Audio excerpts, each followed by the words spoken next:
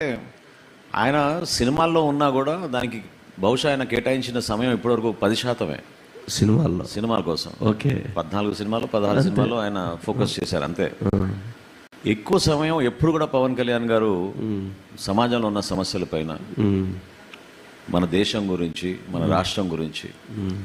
ప్రజలకి మనం ఏ విధంగా ఉపయోగపడగలుగుతాం, జనసేన పార్టీ ద్వారా ఒక కొత్త తరానికి నాయకత్వం ఎట్లా తీసుకురాగలుగుతాం దానిపైన చాలా లోతుగా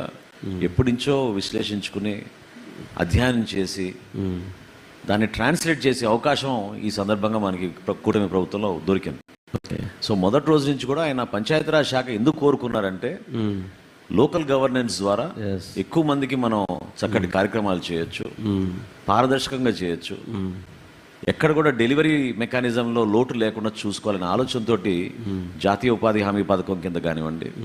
లేకపోతే పంచాయతీరాజ్ వ్యవస్థ ద్వారా మన రోడ్ల నిర్మాణం కానివ్వండి, ప్రతి ఇంటికి మనం రక్షిత మంచినీటి పథకం అందించాలనే జల్ జీవన్ మిషన్ ద్వారా చేయాల్సిన కార్యక్రమాలపైన కానీ పూర్తిగా ఆయన అవగాహన తెచ్చుకుని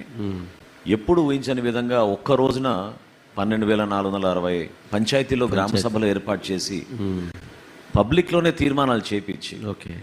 పల్లె పండుగ అనే కార్యక్రమం పెట్టి సిమెంట్ రోడ్ నిర్మాణం అద్భుతంగా మనం రాష్ట్ర వ్యాప్తంగా తీసుకురాగలిగాం ఒక మార్పు.